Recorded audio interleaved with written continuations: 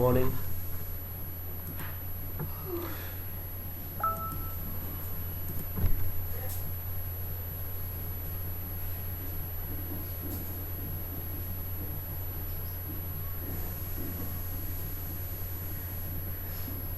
ठंडा नहीं लगता है मुझे, कंबल ले ना सो।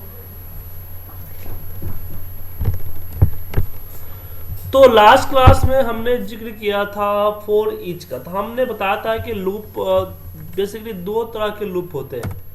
एक लूप होता है हमारा फोर का। तो फोर के दो पार्ट थे, एक आई और एक इच, मतलब फॉर इंटीजर एंड इच। ऐसे हमारे पास डू लूप है। डू के भी दो पार्ट हैं, एक है वाइल और एक है अनटिल। तो चलिए डू वाइल और डू अनटिल के बारे में सॉरी आज पढ़ते हैं।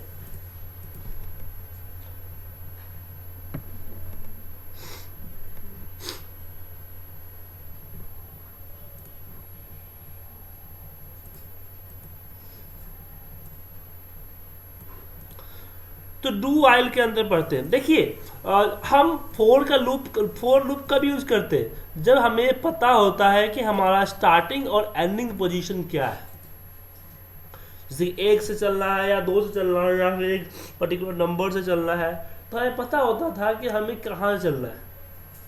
उसके लिए हम यूज करते थे डू फोर का लूप। या फिर एक पर्टिकुलर सिलेक्शन पे काम करना था तो हम फोर ईच यूज करते थे। लेकिन हमें यूज करना है, मान लीजिए कि हमें पर्टिकुलर सिलेक्शन नहीं है, हमारे पास एक कंडीशंस के बिहाफ पे चलना है। जैसे कि अगर मैं यहाँ पे कुछ नंबर लिख दूँ,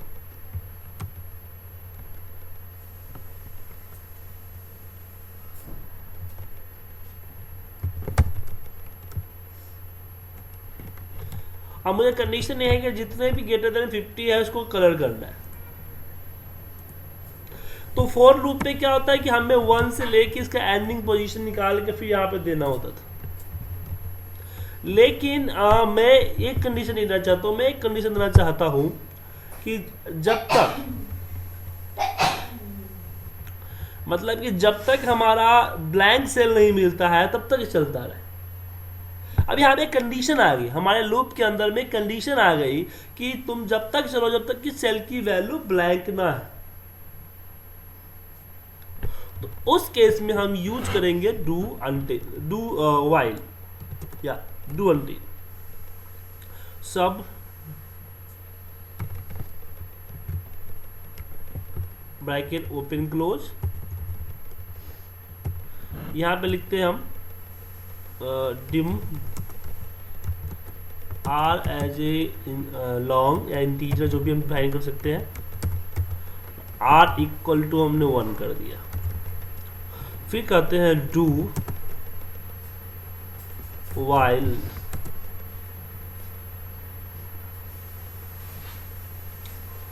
cell R comma 1 dot value is not equal to 0। उसके बाद हम r equal to R plus 1 कर देते हैं ताकि इंक्रीजमेंट होता रहे, क्योंकि इसमें 4 की तरह एक वेरिएबल नहीं होता है इंक्रीज और डिक्रीज करने के लिए, इसलिए हमें खुद से देना होता है। यहाँ पे कंडीशन देते हैं यहाँ पे कि if cells r comma 1 dot value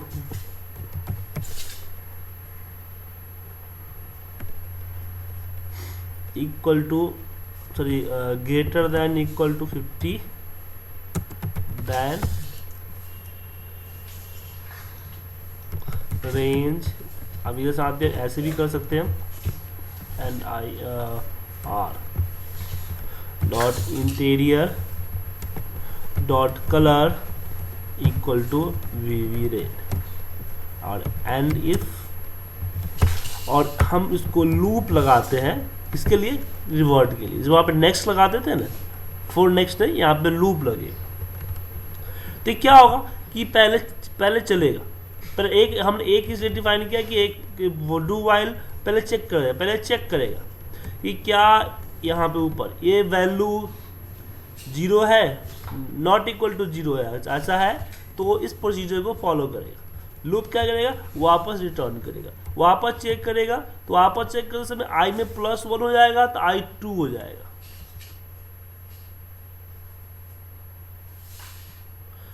ये वेरिएबल है सर, लॉन्ग डेटा टाइप है, जैसे इंटीजर लेते हैं, स्ट्रिंग लेते हैं, जैसे लॉन्ग है।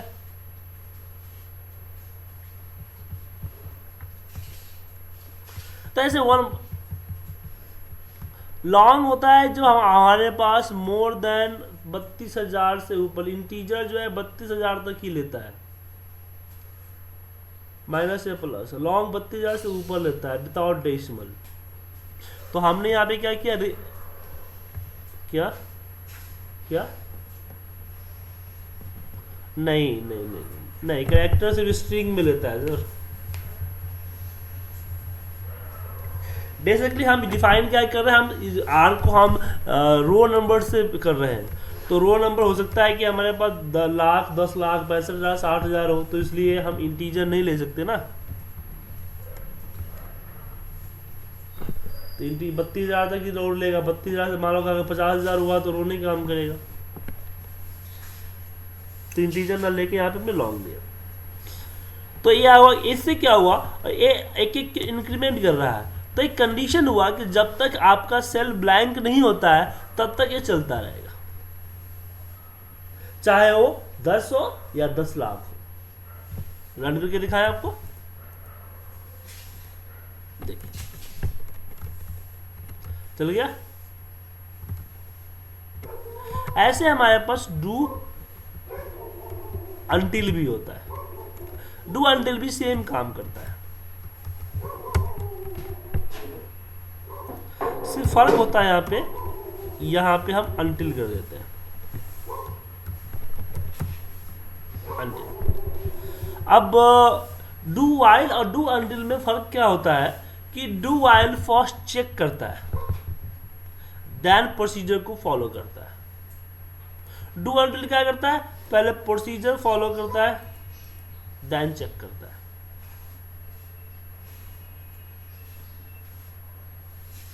ठीक है, अपने हिसाब से यूज कर सकते हैं सर। तो इसमें क्या हुआ, डू अनटिल में प्रॉफिट क्या होता है कि आपको एक बार कम से कम चलेगा। अगर आपका कंडीशन नहीं भी मैच करता है तो कम से कम एक बार चलेगा। तो इसका यूज कहाँ करते हैं, चलिए बताते हैं। डू वाइल और डू अनटिल का फर्क क्या है, ये फर्क हम आपको बताते हैं। आपके पास आप लोग इनपुट बॉक्स तो यूज करते ही हो,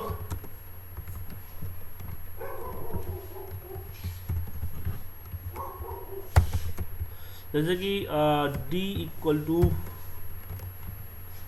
इनपुट बॉक्स एंटर नेम। ठीक है, तो इनपुट बॉक्स आता है, इनपुट डालता है, इसमें हम कुछ भी इनपुट डाल देते हैं। ऐसा भी हो सकता है कि हम कैंसिल कर दे, कोई इनपुट ना डाले। अब आपको एक मतलब कि आपका ऐसा है कि आपने जो रिपोर्ट ऑटोमेट किया है उस पर इनपुट देना आपको कंपल्सरी है, कम से कम एक इनपुट तो देना ही पड़ेगा। विदाउट इनपुट दिए हुए आप काम नहीं कर सकते।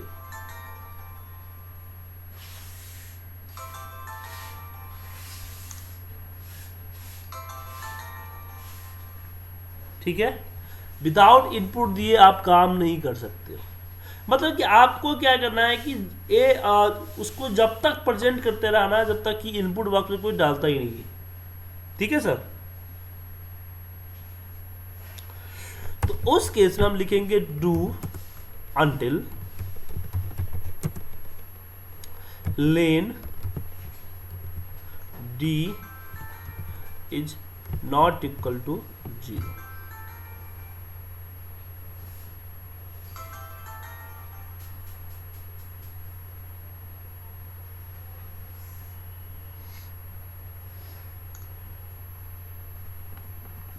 ठीक है, अनटिल में एक ही एल होता है और यहाँ पे दे देते हैं लूप। इससे क्या होगा, जैसे हम इसको प्ले किया, अब इसको कैंसिल करेंगे फिर भी रिप्रेजेंट हो जाएगा, जब तक कि इसमें हम कुछ डाल नहीं देते। कुछ डाल दिए तो ओके करते हैं, ओके करते हैं, हट गया। तो ये क्या हुआ, अगर इस पे हम वाइल यूज करें तो वाइल क्या होगा, सबसे पहले चेक करेगा, ये चेक करेगा कि डी इसका ब्लैंक है नहीं। अब प्रॉब्लम यह है कि वीवीए लाइन में लाइन प्रोग्रामिंग करता है, तो अगर फर्स्ट टाइम चेक इसको कर दिया तो क्या होगा कि डी तो ब्लैंक ही है, तो पहले एक बार भी रिप्रेजेंट नहीं करेगा। कि पहले कंडीशंस आपकी फॉल्स हो जाएगी।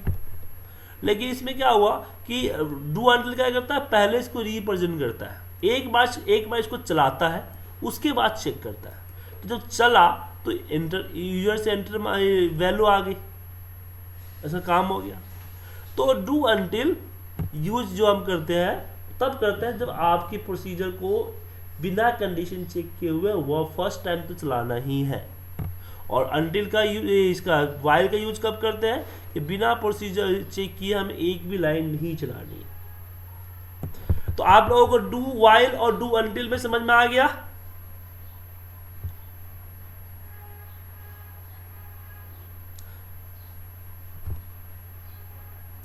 नितिन जी आपको कोई डाउट है?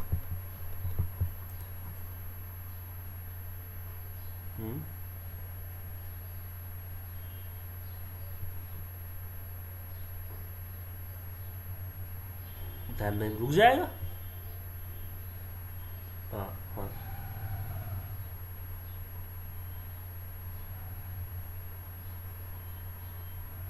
इसलिए रुक जाएगा क्योंकि एक कंडीशन इसलिए बना हुआ है। अब इसका जरूरी नहीं कि आप सेल पे यूज करो, इसका यूज हम लोग करते हैं जैसे कि आपको मतलब कि फाइल है, जब तक आपको फाइल मिलती रहे तब तक आपका यूज होता रहेगा। जैसे एक फोल्डर है, अगर एक फोल्डर में अगर 10,000 फाइल है, जब तक उसको फाइल मिलती है तब तक वो चलता रहे, उस केस में इसका यूज करते हैं। फॉर एग्जांपल कि आपको एक फोल्डर है, उस फोल्डर पर्टिकुलर फोल्डर से आपको पूरी के पूरी फाइल लेना। जैसे डी ड्राइव है मेरे पास, तो डी ड्राइव में जितने भी एक्सेल के फाइल है उसका एक लिस्ट आपको चाहिए, ठीक है।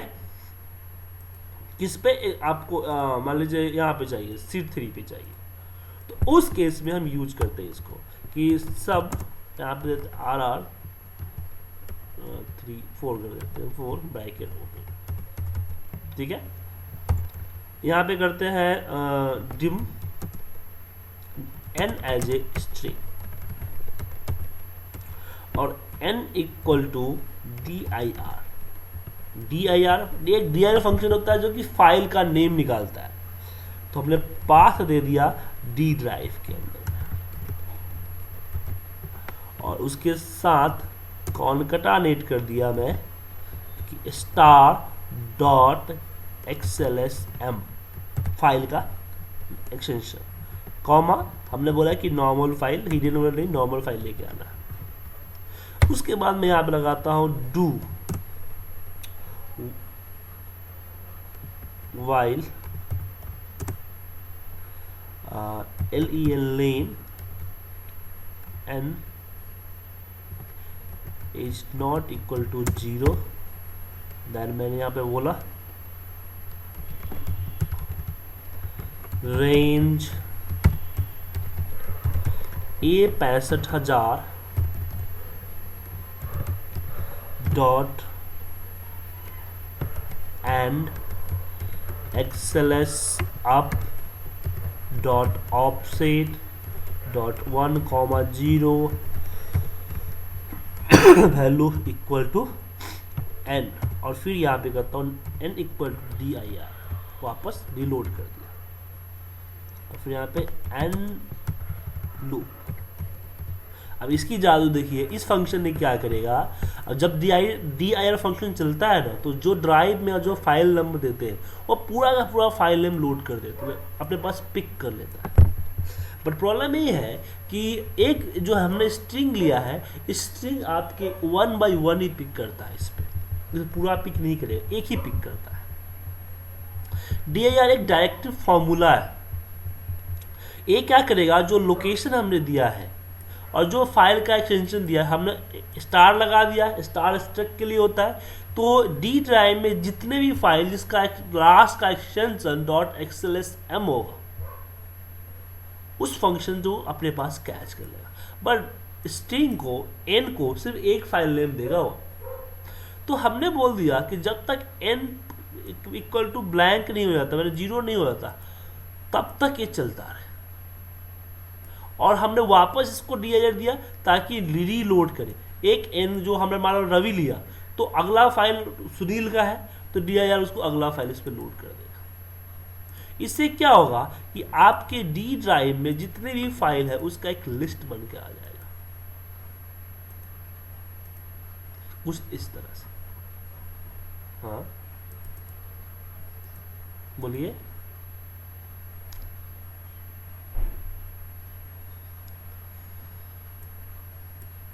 हाँ सर, ऊपर में डी, अब देखिए आपको मैंने बताया ना, आपको रीलोड कर रहा है ना। अभी n जो है हमारा क्या है, स्ट्रिंग डेटा टाइप है। इस पे एक बार में एक वैल्यू असाइन होती है, मतलब कि एक बार में एक फाइल नेम असाइन होगा।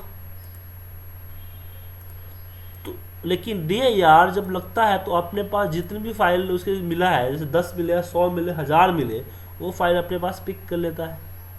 जब n इक्वल टू dir हम वापस लगाते हैं बिना कोई एक्सटेंशन दिए हुए, तो डायरेक्टिव फंक्शन क्या करता है कि जब वो पहला फाइल दे चुका है तो दूसरा फाइल इस पे लोड कर देता है। ठीक है ना। तभी तो बार बार जितना बार चल रहा है उतना बार होता है। जब वो सारा फाइल लोड कर देगा तो उसके बाद कोई फाइल रहेगा नहीं, तो ब्लैंक देगा तो ऊपर लूप चेक करेगा कि ब्लैंक हो चुका है, तो यहां से बाहर निकल जाएगा वो।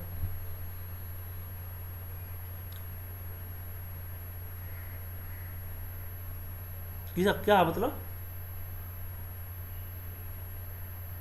आप बोल रहे हो कि dir का फॉर्मूला मैंने इसको लूप के अंदर क्यों नहीं लगाया? इसका रीजन ये है। क्या बोल रहे हैं अब्दुल जी? आप यही बोल रहे हैं ना कि इस फॉर्मूले को मैं इस लूप के अंदर क्यों नहीं लगाया?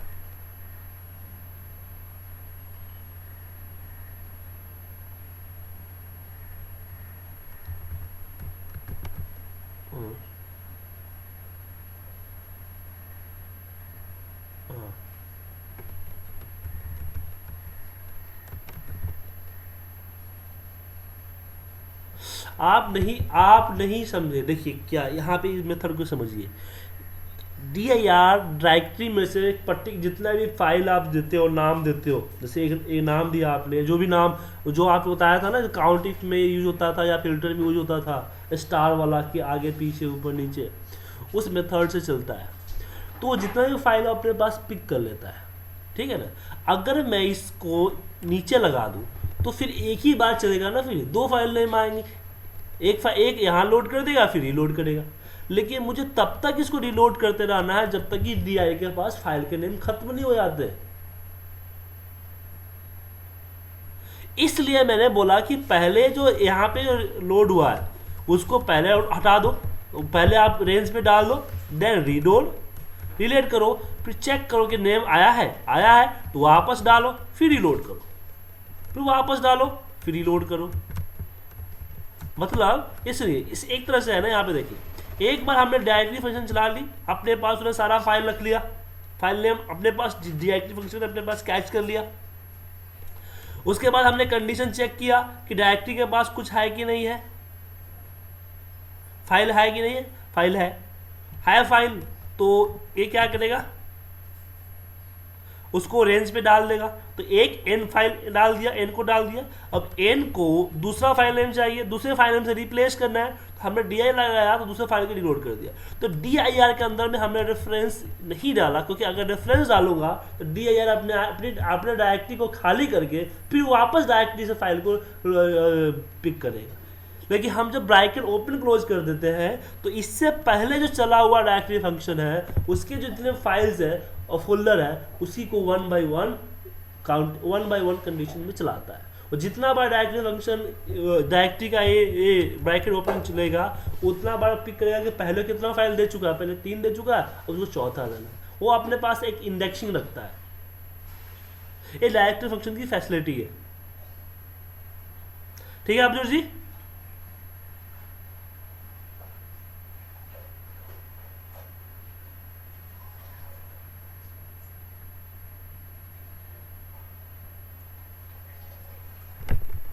तो यहाँ पे आप देख रहे हैं ना सर कि पहला बार चला तो रेंज ने क्या लोड किया फाइल। देखिए यहाँ पे पहला बार लोड चला तो 1.xml में लोड किया। देखिए ये सारा जो तेरे 33 फाइल है ना, 32-33 फाइल का लिस्ट डायरेक्टरी फंक्शन अपने पास रिकॉर्ड रख लिया है। ठीक है, जो पहला बार चलता है तो पहले बार में n को 1.xml मिल गया। ठीक है, फिर डायरेक्टरी फंक्शन को चलाओ वापस तो n को वापस 12 से 201 ऑटो सेव डॉट एक्सएलएस मिल गया। फिर इसने चेक किया, वाइल ने चेक किया और फिर रेंज पे डाल दिया। फिर डायरेक्टरी फंक्शन चला तो फिर वो ए फाइल दिया 12201। फिर लूप चला, फिर चेक किया, फिर यहाँ पे उसने रेंज को डाल दिया। फिर ऐसे ही चौथा, पांचवा, छठा चलता रहा। तो इस फॉर्मूले के जरिए से आप किसी भी पर्टिकुलर ड्राइव या फोल्डर से कोई भी नॉट एक्सेल फाइल, किसी भी तरह का जेपीजी फाइल है, एक्सएलएस फाइल है या वीडियो फाइल है, उस फाइल का आप लिस्ट बना सकते हैं, लिस्ट निकाल सकते हैं। मतलब कि आप इसके जरिए एक कर सकते हैं कि अगर आपके एक फोल्डर में 10 फाइल है और 10 फाइल को आप ओपन करके उसका डेटा कंबाइन करना चाहते हैं तो आपको उस फाइल का डेटा लिस्ट कहीं रखने की ज़रूरत नहीं है, ऑटोमेटिक वो डेटा लिस्ट ढूंढ के निकाल देगा। ठीक है, बट ये फोल्डर का नाम नहीं देता है, सिर्फ नाम देता है आपको किसका, एक्स फाइल्स का। फोल्डर के नाम देने के लिए वो अलग है, वो अलग आपको मैं दिखाऊंगा। ठीक है, आगे जो फंक्शन स्टार्ट हो गया तो मैं आपको करा दूंगा। ठीक है, डाउट, कोई डाउट है आप लोगों को? ओके, तो होमवर्क आप लोग इसी से आप लोग एक प्रोजेक्ट कीजिए। आपके वो प्रोजेक्ट ये है कि आप डेटा काउंसलेट करना सिखाइए। बताइए कि आपके पास अगर एक फोल्डर में 10 फाइल है और 10 फाइलों के अंदर में अलग अलग डेटा है, तो उस 10 अलग अलग फाइलों का डेटा का एक सीट में कंपाइल करना है। तो कैसे करेंगे? तो लिस्ट निकाल लोगे, देन लूप लगाओगे, उसके बाद चल सकते हो।